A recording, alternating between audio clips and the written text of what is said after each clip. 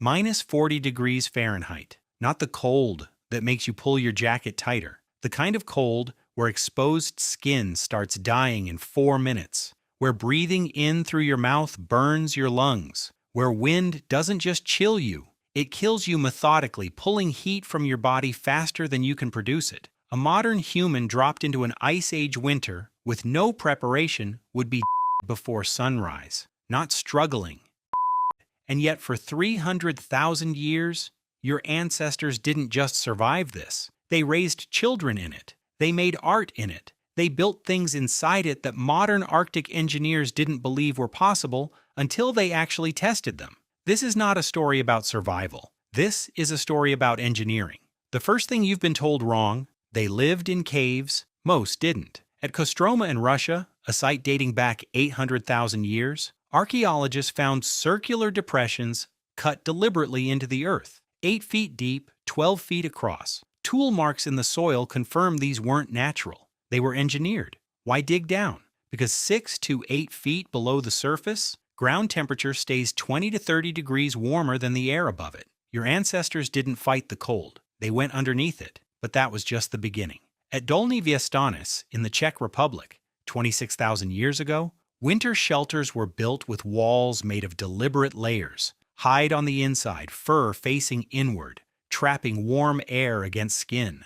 Dried grass and moss in the middle, pulling moisture away from the body. Woven bark and reed on the outside, blocking wind while letting trapped moisture escape before it could freeze. That last detail matters more than it sounds. Moisture that freezes inside a wall destroys the structure from within. The people who built these shelters understood that and solved it without a single physics textbook. That is the exact same principle behind the insulation in your walls right now. Vapor barrier, insulating layer, weatherproof exterior. The materials changed, the physics never did. In 1965, Ukrainian archaeologists excavating a site near Mezhyrich uncovered something that made them stop and question what they were looking at. A house built entirely from the bones of woolly mammoths. Mammoth skulls, each weighing over 200 pounds, used as foundation stones, curved tusks forming the dome framework. Hundreds of leg bones, ribs, and shoulder blades filling structural gaps.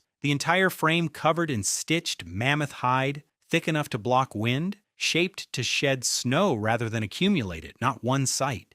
Dozens of sites across Ukraine and Russia, all following the same structural logic, all built between 15,000 and 25,000 years ago. Experimental reconstructions built by modern researchers using period-accurate tools and methods confirmed what the archaeology suggested. A properly constructed mammoth bone house maintained interior temperatures 40 to 50 degrees warmer than outside air, using only a modest central fire. Modern insulated Arctic shelters with electric heating often perform no better. Let that land. Stone Age builders with no metal tools, no thermometers, no engineering manuals matched the thermal performance of 21st century Arctic technology. And when modern military Arctic training programs needed reliable emergency shelter designs, some looked directly at these 20,000-year-old structures for reference. We spent a century rediscovering what they already knew.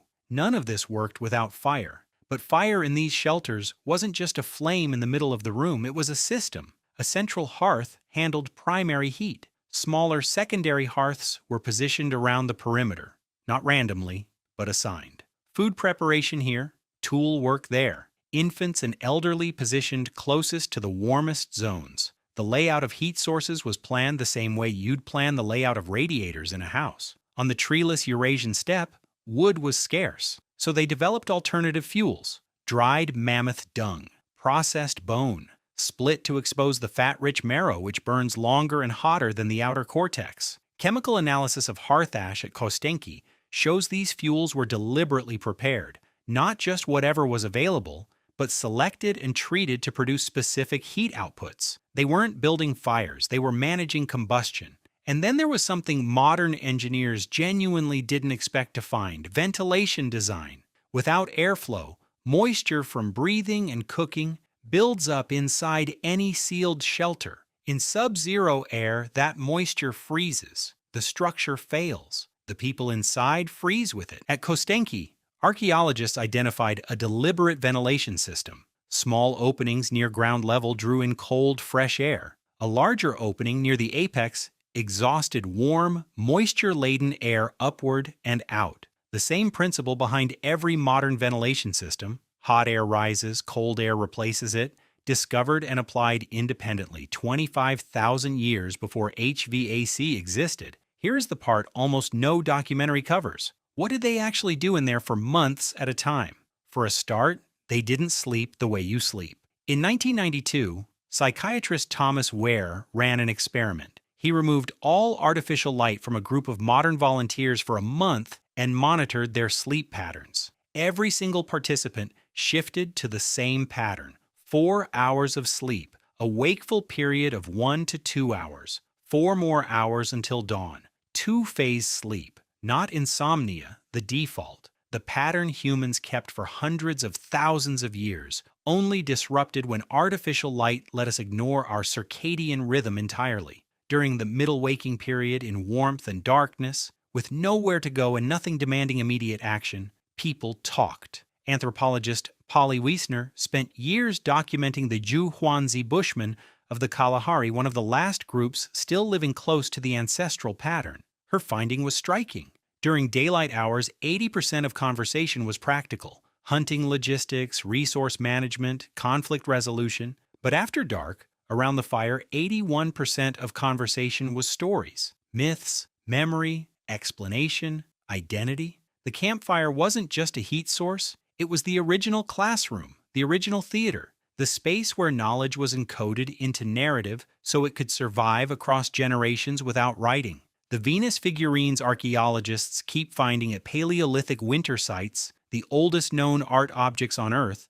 Most were carved during winter. The famous cave paintings of this period were created in these months of forced stillness. The art that defines our species wasn't made in the ease of summer. It was made by firelight inside bone houses while the world outside was locked in ice. Building a mammoth bone house took 2 to 3 weeks of intensive labor by 8 to 10 adults, which means it had to start in late summer before the cold made outdoor work impossible. Based on a mental calendar of seasonal patterns these people carried entirely in their heads. Archaeological analysis of tool wear and animal bone seasonality confirms this. Construction began in August or September at the latest. They weren't reacting to winter. They were anticipating it months in advance. Food storage followed the same logic. In permafrost regions, underground chambers dug off the main shelter acted as natural freezers.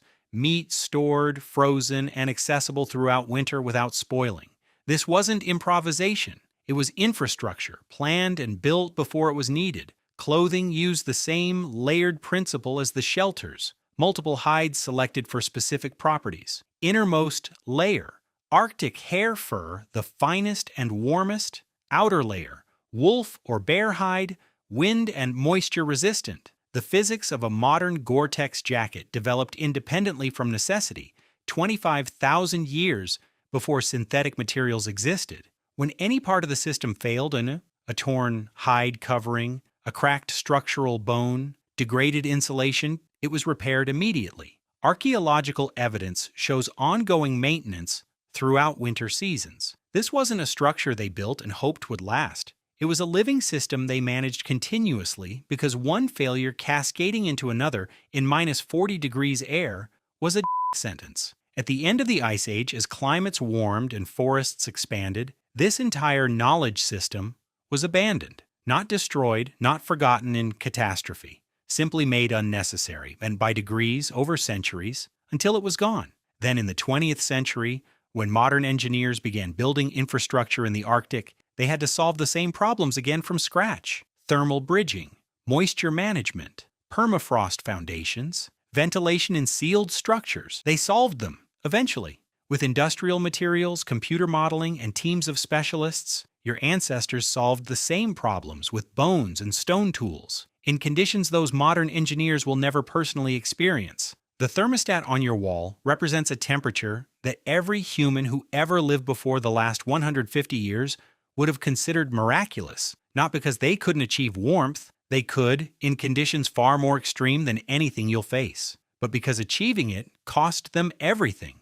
Months of planning, weeks of construction, constant maintenance, the full collective intelligence of a group of people for whom a single mistake meant a family that didn't see spring. The next time the cold comes and you adjust that thermostat without thinking, take 1 second to understand what's behind that number. 300,000 years of hard-won knowledge passed from hand to hand through an unbroken chain of people who refused, in the most brutal cold this planet has produced in human memory, to.